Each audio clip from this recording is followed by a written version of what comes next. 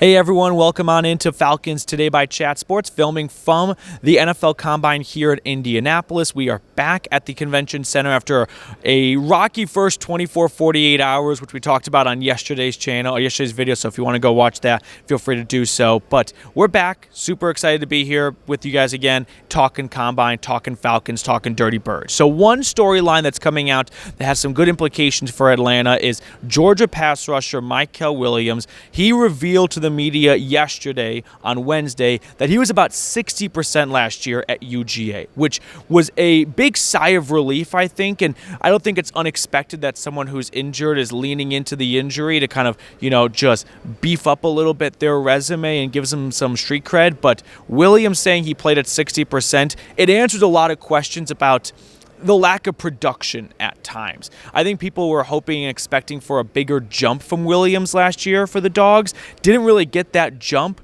and we always kind of knew why. We've talked about it before on the channel, that he suffered an ankle sprain early in the season. I think it was the Clemson game in week 1 of the college football year, and since then, he never quite really got back to 100%. He still had a really good season altogether. He had some big plays in the SEC championship game against Texas, so you like to see your star players, shining the brightest when the lights are on in the biggest stage of the weekend. So it's good to see that type of growth and some high performance from him. But I think this is a big sigh of relief for Atlanta to go, all right, Williams dealt with an ankle injury, wasn't even close to 100%, so that can answer some of the questions about the lack of production that stretches for him, and now he can feel a lot more comfortable of when he can get back to 100%, which he will be by the time, training camp and mini camp and all that stuff rolls around. We're going to get someone who's got great potential that just scratched the surface in 2024. So Atlanta, not a long history of taking the Bulldogs ever in round 1 or early in the draft, but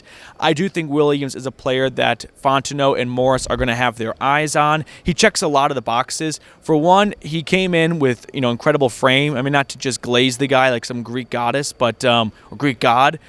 6'5", 265 pounds. I mean, great size for someone that can play an outside linebacker position in a 3-4 defense, but can also line up at the 5 technique, a traditional defensive end, and a 4-3 defense. So from a frame perspective, it's there. We know the Bulldogs have incredible physical traits, and we also know Georgia defenders see their stock rise a lot after the year ends. Trayvon Walker, just a few years ago around this time, was not viewed as a consensus number 1 overall pick, but it was during the Combine and during his pro day that he really turned it on, and he really looked the part of a top 3, top 5 draft pick, and Jacksonville took him first overall. So now you might have to ask yourself, do we need to start a smear campaign for Williams? Because he may not even fall to 15 if teams become that much more comfortable with him after learning he played through an ankle injury. So that's definitely one player to keep an eye on that I think is a good boost of news for Fontenot and Morris, who, by the way, of course, are here,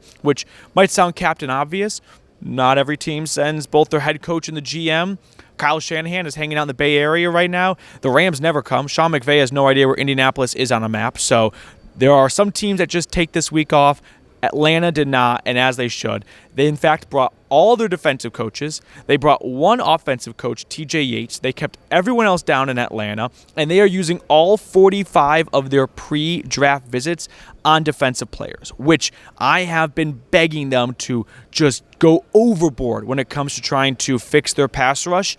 And I think they got the message loud and clear. So I'm not in a spot where I can critique or complain about this, although this does seem like maybe a little bit of an overcorrection to go all defenders with their 45 pre-draft visits. But, hey, if it means they're no longer the absolute worst team in sacks over the last 4 years, I'll take an overcorrection. So no complaint out of me here, but you can tell Atlanta is serious about fixing their defense. One more storyline I want to talk about before I let you guys get on out of here. The Kirk Cousins rumblings and news and the latest there. We talked about it yesterday, but I'll reiterate it now.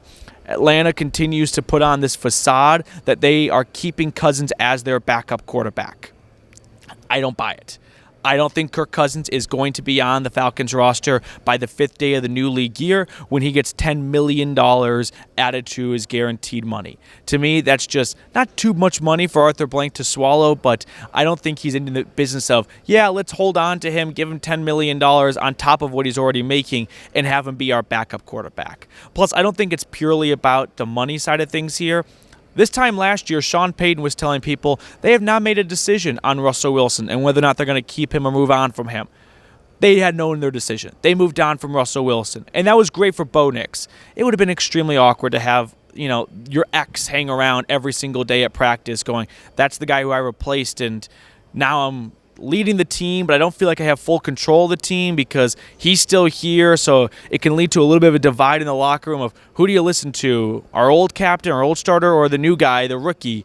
And I don't think that's going to create a good environment for a young quarterback. So I really hope Atlanta learns from Denver's successes with the way they handle that nearly identical situation and just bite the bullet, move on from Kirk, and get Penix a experienced backup who's there to bring the best out of MPJ and not there to keep trying to reclaim his old starting gig.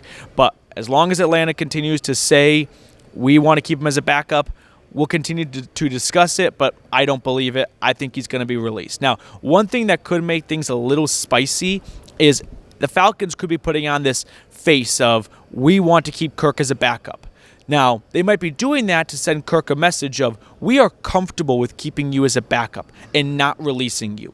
So if we get some trade offers for you and you exercise your no-trade clause to veto those, fine, you won't start anywhere. You'll be a backup here.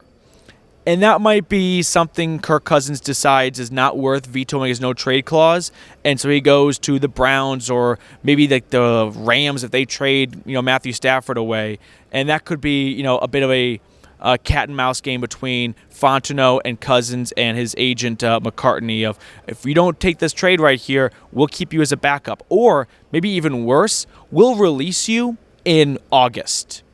And you know what's going to happen? No team's going to have interest. All the starting gigs will be filled through free agency and then the draft. So you're not going to find a starting gig elsewhere. So either take this trade or we'll keep you hostage and then release you when there's no starting jobs open. This scenario can go a handful of different ways because in that last one, that means Atlanta still gives them $10 million. But if they're willing to eat $10 million out of pettiness, I guess it's a possibility, but they don't really strike me as a petty organization. That's not the way Raheem and Terry operate. So those are some of the biggest storylines coming from Indianapolis. If you're still watching, by the way, do me a favor, scroll on down, drop an ATL in the comment section. That way I know who's a part of the end of the video crew. Make sure to subscribe and like the video too. And I really appreciate everyone for sticking by us and hanging out with us here as we are back in Indianapolis at the Convention Center for the Combine.